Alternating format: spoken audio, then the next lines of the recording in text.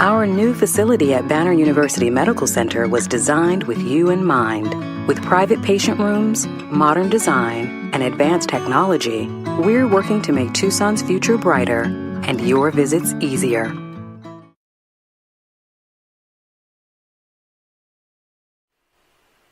Hello, ladies and gentlemen. It is December 4th, 2017, and joining me today is a very special guest. He is known for being quite possibly the original Edward Snowden. Joining me now is NSA whistleblower, retired NSA, Mr. Bill Binney. Hello, Mr. Binney. How are you? Fine, thank you. Thank you so much for being on our show. It's amazing to get to speak to you. Now, you've been dubbed the original Edward Snowden. How did that happen? Well, I guess it's because I was talking about a lot of the things that Edward Snowden brought material out and documentation for, starting in 2011. So I guess I started to expose that back then in an article in Jane Mayer's article in the New Yorker, and then Jim Bamford's article in Wired. Right. Shortly after that, and then it got into Democracy Now! And a few other shows, and started to try to spread the word as much as I could. Yeah. Right. You were with the agency, the National Security Agency, for over 30 years, right? Yeah, 36 years total. 36. With 32 as a civilian and 4 in the military. Yeah. Wow. Now, since then, I mean, they've been exposing this stuff since like 1998. I remember watching the movie Enemy of the State. Now, a lot of the stuff they talked about, you had to do with, right, Mr. Binney, in that movie? You know, the movie was a little bit of an exaggeration. I mean, you know, some of the things they were talking about doing from satellites were not possible because they don't only stay over the horizon for so long. You know, they could do it now with drones, though. Right. So, and I don't think they were thinking about drones back then for the movie. I think they were envisioning it as satellite activity, but it's that was not possible. Right. Well, so many revelations since then. They say there's this deep state, this holdover from the Obama administration that now makes up this shadow government, this deep state. That's basically who's behind these surveillance activities, right, Mr. Binney? Well, it's the deep state is basically made up of some members of Congress, some in the administration, and some in courts, and also the bureaucracy and the bureaucrats inside the agencies of the government. Yeah. Right. It's just coming to a head with this the surveillance state. I mean, it's trendy now. Everybody knows. Everybody wants a drone with that records you and spies on you. I mean, this stuff is just everywhere now. The spy technology. I mean, they could even spy on us through the TV or our refrigerator. Last time I checked. Well, the TV, yeah, I don't think they're at the refrigerator yet. But when the Internet of Things comes into being, they start connecting all the electronic devices up to the Internet. I mean, that's just more ways of spying on you and seeing what you're doing. Right, and those are some of the things that that Edward Snowden brought to light with his revelations. But Mr. Binney, tell us about this hub they call GCHQ. Now you've talked a bit about this. GCHQ is like the parallel agency in the UK. Right. It's the NSA's parallel in the British government, and they work the SIGINT problem, and it's becoming the major input for intelligence for the Brits, as well as NSA is becoming is the major input of intelligence for the U.S. government. And they have a fairly close cooperation. It started basically in World War II, although there were some elements of it in World War I. It really became a tightly knit collaboration in World War II, where the British and us, the U.S., worked together on solving the Enigma and other German codes and ciphers. And we and the Australians and the British worked on worked on the naval codes and diplomatic codes of the Japanese at the time. That was the Purple Code and the naval codes for monitoring the ship movements and things like that. So Right. that was our operation. It started there, and it's only got closer over the years. It's now pulled together in the 1950s as the Five Eyes Group, meaning the 5 countries that English-speaking countries: the UK, Canada, U.S., Australia, and New Zealand. Right. Wow. Well, I'm seeing here an article that says GCHQ mass spying will cost lives in Britain, warns ex-NSA chief. Says here you were spoken about the register here. Yeah, that was. I basically said I tried to put it as quickly and bluntly as I could. Bulk data collection kills people.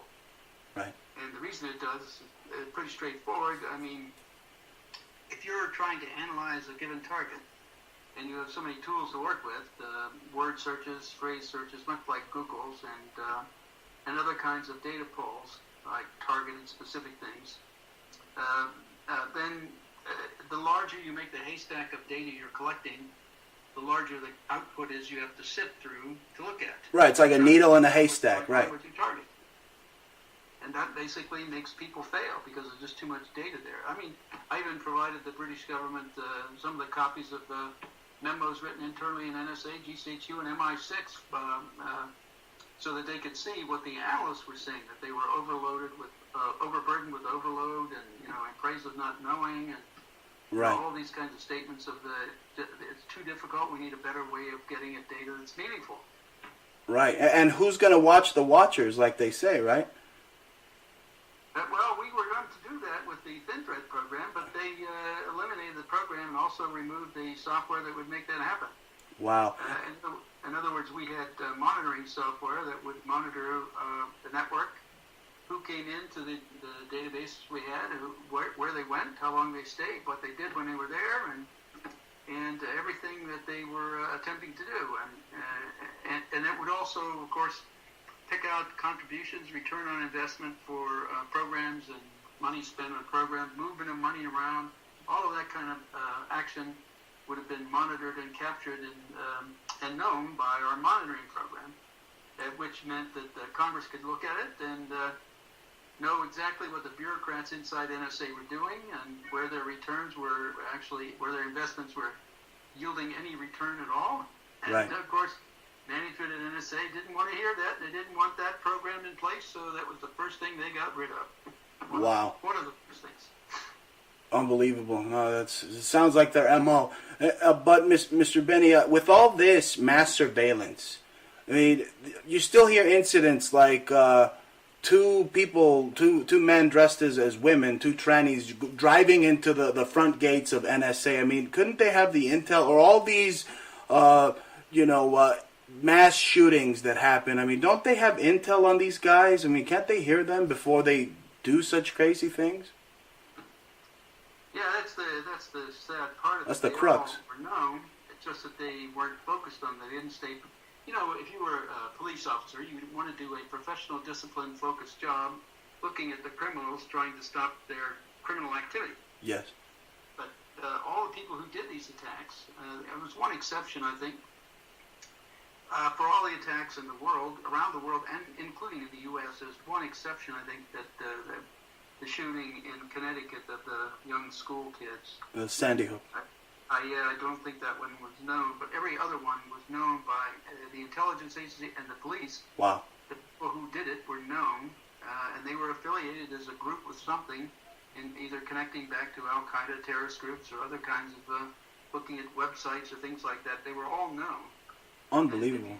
Go back and look at it, you can see that after these attacks, then they find out who did it. They came out and said, "Oh yeah, we knew they were bad guys," That's what they've been saying all along. Even in the latest attacks in the UK, they were known. So I mean, the problem is that's why I said bulk data kills people, because when you bury your analysts with too much data, they can't find the threat in advance in sufficient time to actually take action to stop it.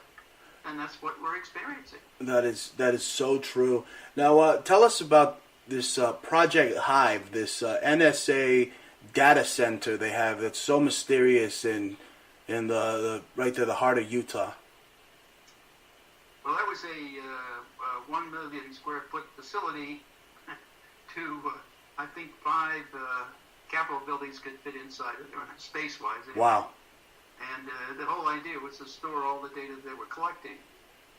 And the whole idea was from General Alexander. He announced it in Menwith Hill Station a few years back, where he said the objective is we're just going to go collect it all. Well, when you do that, that takes a large storage facility, and that's exactly what they built there. They had another large one down in San Antonio, and large storage in Fort Meade, and also different places in the U.S. and around the world. So they had a lot of storage to begin with. But when you want to collect everything, you've got to create very large storage facilities above and beyond what you've got. And if you want to keep it for any period of time, you have to keep building these, making them bigger and bigger. And that's exactly what happened last summer. About a little over a year ago, they broke ground on Fort Meade for a 2.8 million square foot facility, roughly 3 times the size of Utah.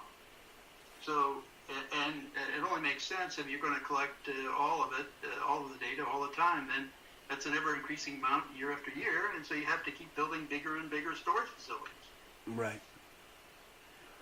Wow. It's, yeah, they're just collecting all this bulk metadata on everyone. Well, it's not just the metadata, they're copying all the content, too. Right. No, it's scary. I mean, I'm remembering 1998, how I know you said it was sensationalized, but they could see you through the old TVs or whatever. I mean, they could do that now with the new fancy Samsung TVs. Oh, yeah. Yeah, they can even listen to you on your phone, even though you think it's turned off. Right. Oh, that's why more people are starting to cover up their little webcam, and it's kind of becoming popular to be a little kooky and conspiracy nut-wise. I mean, we're being validated here. A lot of us conspiracy theorists and the things we've been saying. I mean, thanks to whistleblowers like you, Mr. Binney. Yeah, it's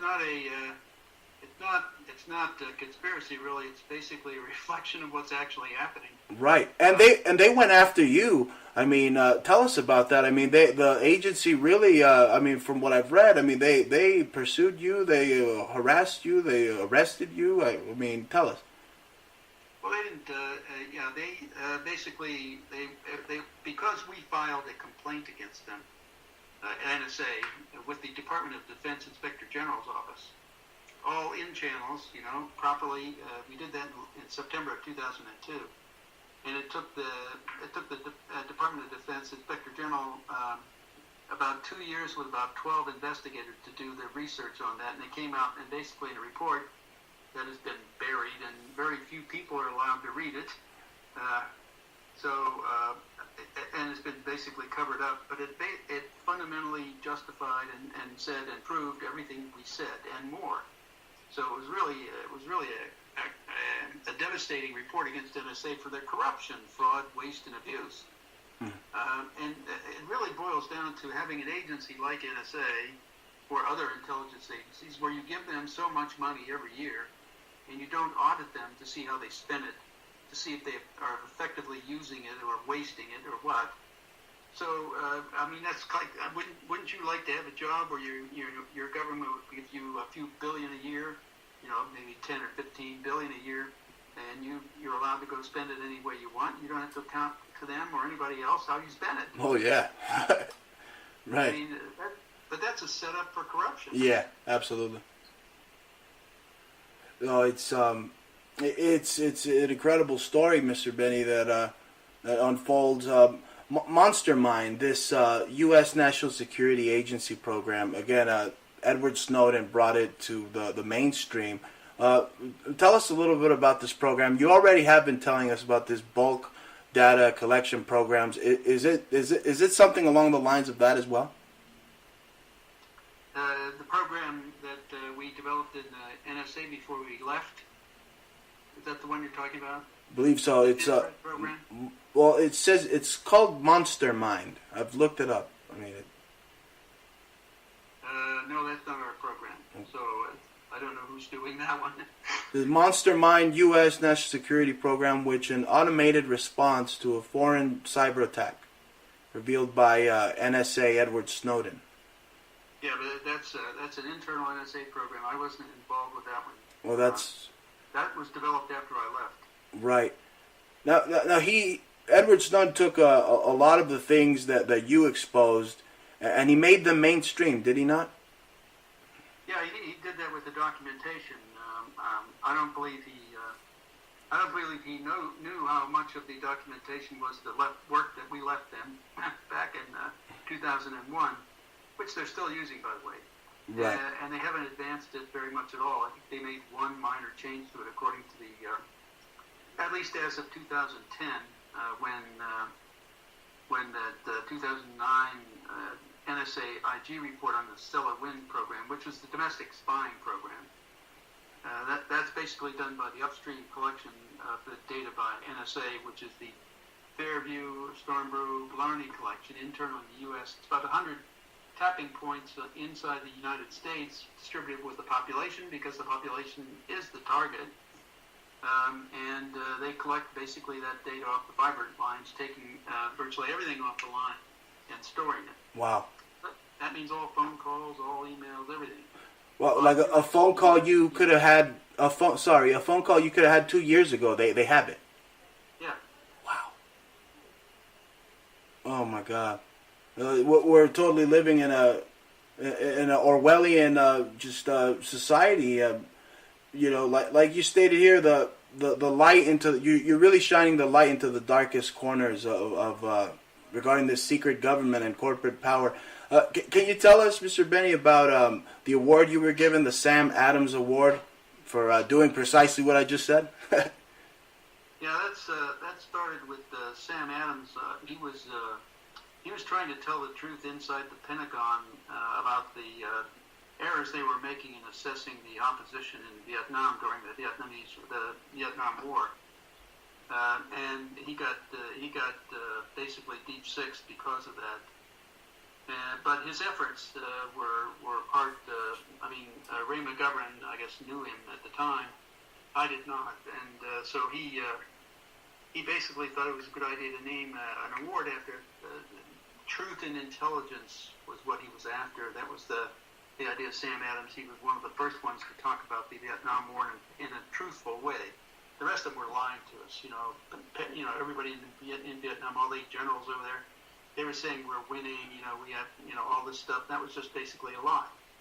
They were also underestimating the opposition that they were facing by about 50%. So they were only telling us about one half of what they really knew was there. So it was not a right lie. And so we were being lied. And here's all these people being killed on our side, and we're killing so many people on the other side.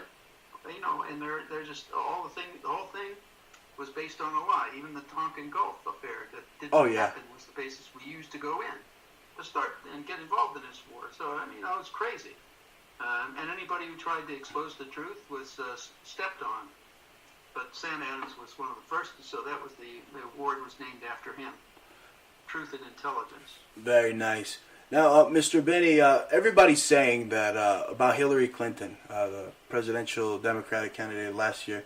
They're saying that her emails, they all got deleted. But you're saying that the agency has them all. I've read that. Yes, they do. Yeah, and they also know anybody. If somebody does a tap into or breaks in or hacks somebody inside the United States, and they drain packets off, then those packets go across the network, and NSA knows where they're going. Wow. So this is one of the reasons why I said that originally in August of 2016 that the alleged Russian hack into the DNC and Hillary and all of Podesta was a false statement, because NSA isn't saying we know where they went. Right. Because they do.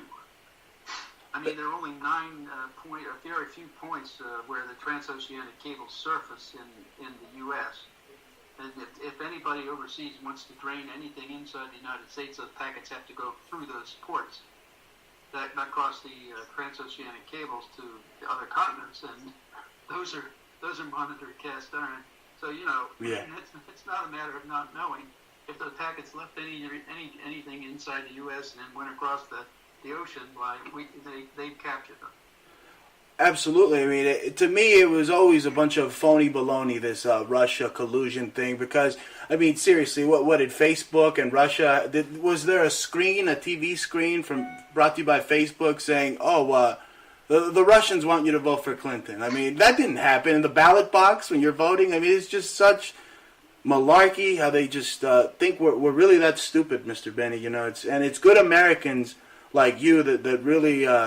They really shine a light into this darkness, into this abyss that they've created. Well, it's a total fabrication. Yeah, they just made it up to divert from the real issues, which were the actual content of the emails exposed. Right.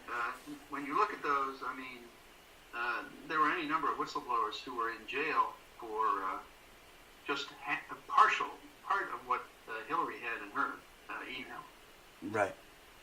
I mean, one fellow actually who was working on a U.S. Ballistic missile submarine took a picture where he worked inside the submarine just to show his kids, and he had it at home. I forget his name, but he got caught at that. Somebody reported him for having that picture, and he never distributed it to anybody. He just had it there just to show his kids where he worked. Right. And so he was claiming the Hillary Clinton defense in the court, where he said, there's no intent here and it never went anywhere and all that stuff. So, but the judge said, no, I'm not buying that. You did this. You're guilty. So.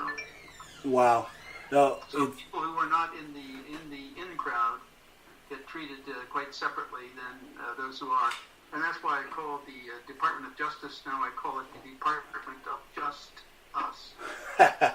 That's absolutely right, Mr. Binney. I consider you a good American. I consider you an absolute patriot. But there's others out there that would call what Assange did or what Edward Snowden has did or what people such as yourself have done traitors. I mean, what do you say to people like that? And do you think that many of these whistleblowers should get pardoned, and will they get pardoned? Generally, whistleblowers point out problems and issues that need to be solved for the better good of the population of the country and the world. The problem really is when you have a whistleblower, they expose the warts that people who are managing the system have, and the corruption and fraud and waste, and also criminality that they are involved with. And so what they really have to do is cover up that activity, and they do that by attacking the whistleblowers. Yes. Instead of trying to fix the problems, so that, and here's the bad part about it: if you don't fix the problems, you carry them with you. It's like an alcoholic. If you can't admit you're an alcoholic, you can't fix it, so you're always an alcoholic. Right. The same is true here in our government. If they don't embrace the complaints coming in and see if they're really true, and if they are, fix them, then things would get better. If they don't, then they carry those problems on indefinitely. Wow. And that's the real sad part about it. They never fix anything. That's the point. No, they just kick it down the road. Terrorist attacks. They've never fixed anything. Right. I would put it this way. I'm just a country boy, okay? And in the country, we have very simple things. We think common sense, And if you keep failing all the time, you must be doing something wrong. That means you have to look at everything you're doing, find out what's wrong, and fix it. Right. The first thing you have to do is admit you got something wrong, and they can't do that. Oh, no, they always sweep it under the rug and then turn around and blame us. Now, Mr. Binney, thank you so much for being on this interview with us. I know you're out there in the Netherlands, and it's pretty late out there, so I just want to thank you for taking the time to do this interview with me, and I look forward to having you on as many times as you'd like to be on, Mr. Binney. Okay, thank you. Thank you for being on the show. We'll talk soon. Okay. Thank you. Thank you. That was Mr. Bill Binney, and let me see. Thank you for listening, folks. I don't know if my board here is active. Anyway, folks, you've been listening to the Bruce Montalvo Show. Yes. I'm on air still. There we go. You've been listening to the Bruce Montalvo Show, folks.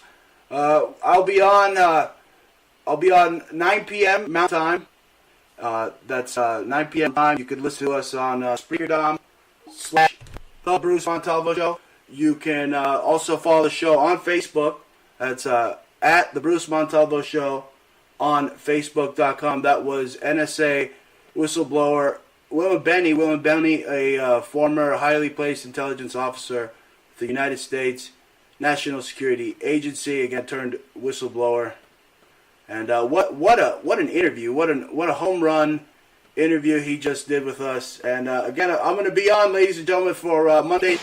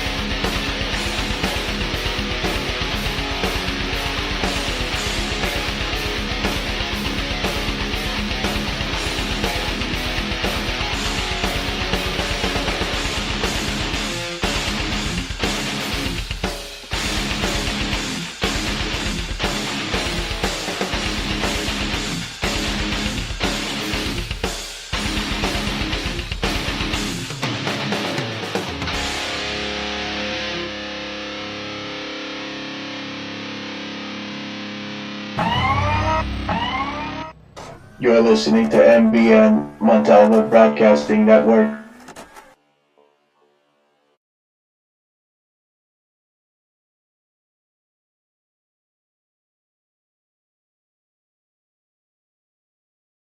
Technology Truths, brought to you by Geico. Technology Truths.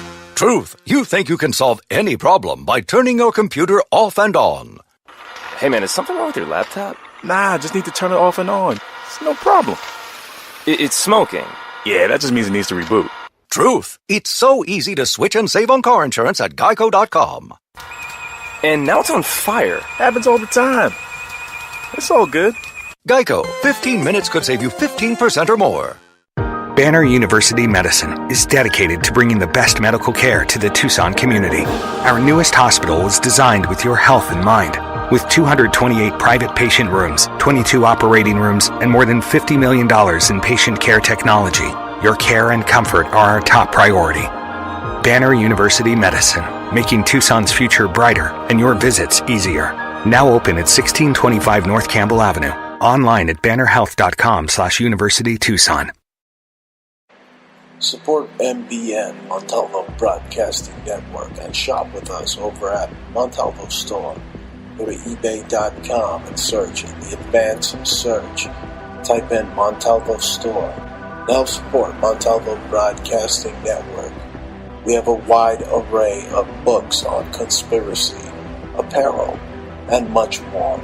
Support your favorite radio station, Montalvo Broadcasting Network, by visiting Montalvo Store on ebay.com. Tribal, primitive, rustic, Burning Man, punk rock, conceptual subculture for the edgiest, most cutting-edge designs of jewelry today. Go to etsy.com/shop/conceptual subculture, or one word, either by going to Google or search Etsy. ETSY.com and type in one word, conceptual subculture. You will find the hottest designs using natural stones with wire wrap rings, rough, raw, genuine, semi-precious gemstone jewelry, solid sterling silver, copper, leather, orgonite, bracelets, pendants, chokers, men's copper cups with sterling accents, eco-friendly, repurposed, original, one-of-a-kind design earrings. Support MBN by going to Conceptual Subculture on Etsy. Go to Antique Obsessions for the hottest in jewelry, antiques, repurposed, solid sterling silver, one-of-a-kind, handmade by Bruce and Jaja. Go to our Facebook, which is Antique Obsessions, or you can go to Etsy.com and go to Antique Obsessions, one word, or type it into your Google and find us there. Thanks.